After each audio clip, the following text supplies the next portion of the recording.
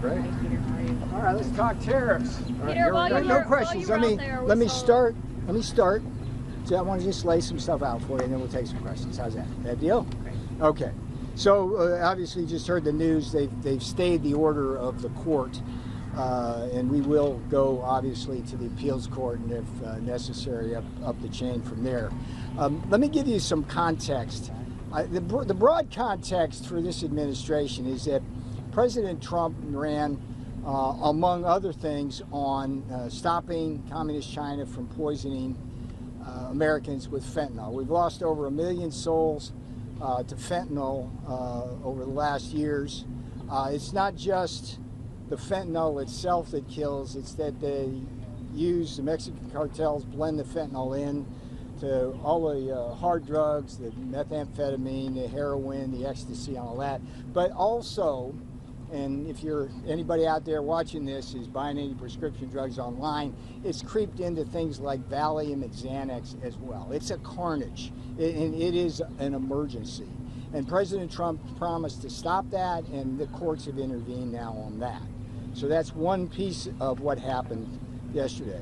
The second piece is the reciprocal tariffs. President Trump promised on the campaign trail that he would end the unfair trade practices of foreign nations. I think the press has now agreed with this administration that the rest of the world charges higher tariffs and has higher non-tariff barriers and cheats us, and they do so by the very rules of the World Trade Organization. So the court has taken a step which will break that promise as well. And what we see this is as this broader problem of rogue judges erecting essentially a judicial blockade motivated both by Democrats and, in the case of trade, the typical rhino free trade Wall Street, ship the jobs offshore, open the borders, kind of wing. Let me just finish. There's plenty of time here, plenty of time. So the open border wing of the Republican Party, and we see this as a judicial blockade. It's consistent with the other things they've done to try to stop the deportation of violent felons and to basically slow us down on all sorts of different fronts. And they will pay the price for this at the ballot box. Every time something like this happens, the Democrats reveal themselves as against the very agenda President Trump ran on that propelled him to a landslide election. And just from a detail that you should put on your stories, I mean, how did this suit come about? 12 states of this union sued, and every single one of them is a blue state, from the left coast of Oregon and Washington to New York and Connecticut on the elitist coast. And the other parties to the suit were a bunch of importers who buy a bunch of cheap subsidized crap from China that really is illegally traded in the sense that it doesn't abide by the rules of the WTO. Now, with respect to the rulings themselves, let's think about this. There's a lot of texture here. It's unusual when you have a court come out with two very separate rulings where the law interpretation is very different and very, very textured. Okay, the common denominator is the International Economic Emergency Powers Act. It's an act which entitles the executive branch with very, very broad authority to take action in the face of economic emergencies. In the case of the fentanyl, there's an obvious one there. It's killing Americans, many of them of prime working age.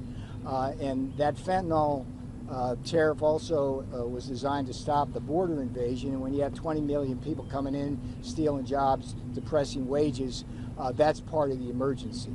And then the reciprocal tariff issue, the emergency there very clearly is the $1.3 trillion trade deficit a year, which cumulatively has added up to $18 trillion of wealth transferred into foreign hands. And can you imagine what you can buy with $18 trillion in this country? You could buy a whole state with that.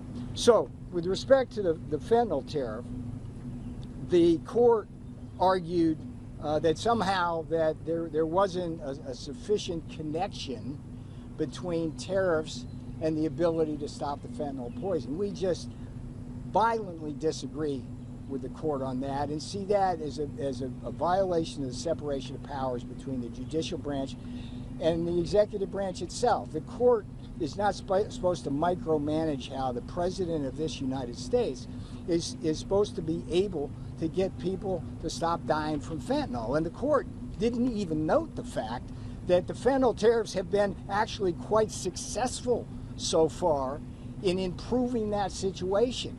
It's gotten a lot better, and the court didn't even acknowledge that. So that one's wrong on legal grounds.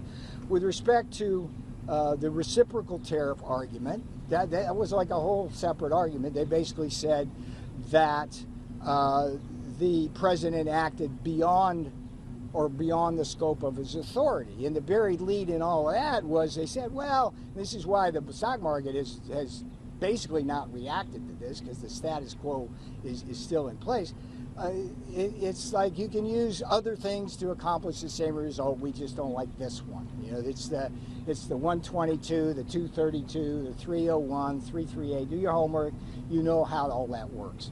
So where we stand right now is we have a dramatic expansion of a judicial blockade of the Trump agenda by rogue judiciary working in league with Democrats who are at the heart of the suit, and rhino Republicans who have a vested interest in shipping our jobs offshore and opening our borders. We will fight this all the way up the chain, and in the meantime, this did not catch us by surprise. You will hear within the next day or two, at a minimum, from the United States Trade Representative on how we will respond to all of this. We will respond forcefully, and we think we have a very good case with respect to this. Now, after having said that, I appreciate your patience. What I try to do when I come out here is give you more texture and background rather than just sound bites. So that's what I hope I've done. Yes, ma'am. Thank you so much, Peter. And just given this appeals court temporarily reinstating the tariffs, what does that mean for you and your position? And does it buy the administration more time, in your view? Me and my, you're not talking about me personally. You're talking about the administration. The administration, of course. Yeah. So, look, the tariffs remain in place. The court told us, they didn't all but tell us, they told us, go do it another way. So you can assume that even if we lose, we will do it another way. And I can assure the American people that the Trump tariff agenda is alive, well, healthy, and will be implemented to protect you, to save your jobs and your factories, and to stop shipping foreign wealth, our wealth, into foreign hands. So you are working on a plan B right now? Of course. No, there's no plan B. It's plan A. Okay? Plan A encompasses all strategic options, and when we move forward, we had a full view of what the battlefield looks like. We are not naive about rogue justices in the judiciary and Democrats filing lawsuits. This has got to stop, by the way. This weaponization of the judiciary to stop President Trump from doing what he promised the American people. This has got to stop. It's the people of America have the lowest level of confidence in the American judiciary they've had in 100 years. And it's getting close to what they think about Congress. And that's a low bar to hit. How much of that is because every time you get a court decision you don't like, you and your colleagues come out here and rail against rogue judges? Who is this guy? Tell me who you are, sir. I'm Andrew Feinberg. I work for The Independent. Sir. Okay, so that is such a biased question. That is not a journalist question. That was like an op-ed, sir. So I don't even respond to that. Who else has got an intel? Yes, ma'am. Peter, I want to ask you, what do the conversations look like right now with other countries as you're seeing the courts pushing back here in the United States? Well, great question. In fact, that is the question in many ways. This morning, we were getting plenty of phone calls from countries saying, we saw the ruling, so what? We're going to continue to negotiate in good faith because we understand that there's a problem, and based on that court decision, we understand that that court decision is not going to stop you from doing what you need to do, so we're going to work with you. So I can assure you, and by the way, there's going to be within the next, I don't know, say a few days, because that puts me too much on the spot, but you will see a cascade of new deals coming out in the near future, and these will all be good for the American people. Okay, yes, sir. On the Nippon Steel, U.S. Steel deal. Let's stay on the tariffs thing. Well, it actually is related to that. How is that related? it looks like we have the framework of an agreement that involves some kind of U.S. involvement in the company. Japan gets, a Japanese firm gets Some kind of U.S. involvement in the company? No, U.S. Steel owns the company.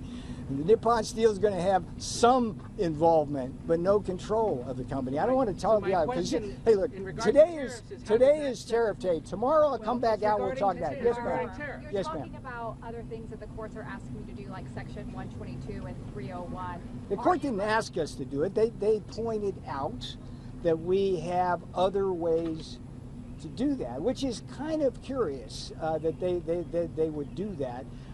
But I think the fact is that they know that their ruling is on soft ground, and they just want to make it clear that the president does have broad authorities to do what he's trying to do for your finish question.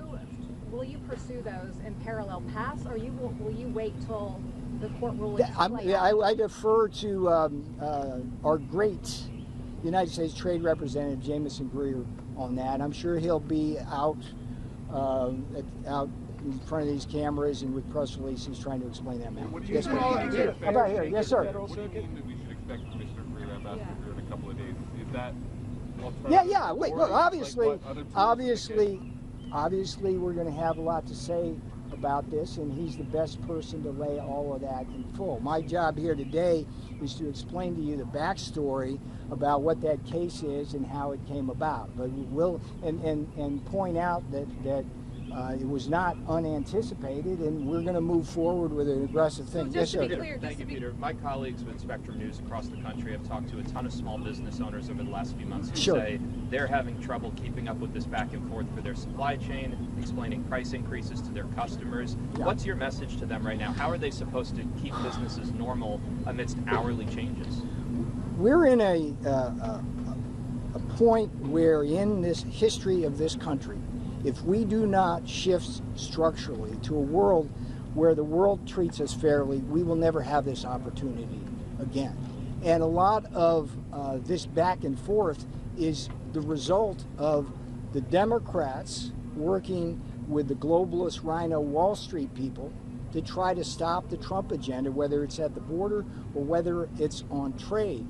But we're going to move forward, and we're going to get to a place where we're going to have more factories, more jobs. We've already had trillions of dollars of investment. I mean, I don't think any of you can deny that these Trump policies are working to attract trillions of dollars of investment, and that we are moving to onshoring our facilities, and that's what we got to keep doing. I take two more here. Yes, ma'am. Navarro, just on the back and forth. So, is your message to small businesses, to the markets that are watching this news, the back and forth of the on and off again tariffs, the rulings, is that these tariffs are going to go into effect regardless, and that the administration will find a way to get it done?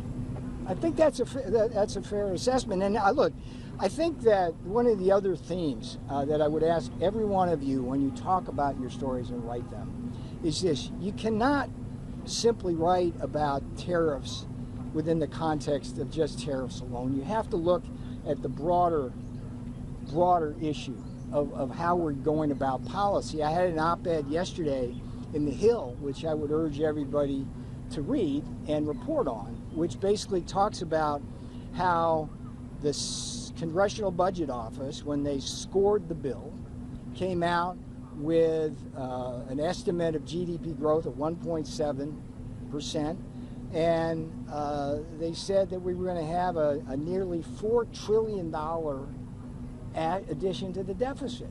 And it's dead wrong. When you look at the CBO's history for the 2017 Tax Cut Act, they did the same thing. They understated growth by a full percentage point, understated revenues accordingly. When you add those revenues, we expect at least a percentage point of growth more than the CBO projects. That's over $2 trillion. And then when you add the simple tariff revenues from a 10% baseline tariff, that's another more than $2 trillion. And you see a $5 trillion swing into a $2 trillion surplus from that tax bill. So we're going to have that, and within that, for your small business, I kind of got around to that, but now I'm here with small business. Full expensing for new investments in factory and plant. Energy prices. You got to consider that we're down in the low 60s for a barrel of oil now. That's like thousands of dollars more in people's pockets to buy as consumers, and a tremendous benefit to businesses. The regulatory effect of the lower regulations are going to make small business bloom. I mean, no president in the last 50 years has been more intent on helping small businesses. So we feel really comfortable about that. So, Mr. Navarro. yes, ma'am. Well, last question here. Thank you. Do you think that the pause will negatively impact the negotiations, and do you think that the 90-day pause will be shifted because of that? The pause will not affect the negotiations in any way. If people out there in the world simply look at the court decision, the court was clear, as I said, that the president has broad authority to impose tariffs. They took issue with the particular statute we used. We think they're dead wrong on that, but they actually pointed us in the direction of other statutes. Look, I appreciate all your... But Peter, can I hang follow up with you on something? Let me just finish. I appreciate all your patience on this. I'll come back tomorrow, but I think for today, I think we're done. I think I've given you plenty of stuff, and I appreciate it. Thank you. Kevin Hassett says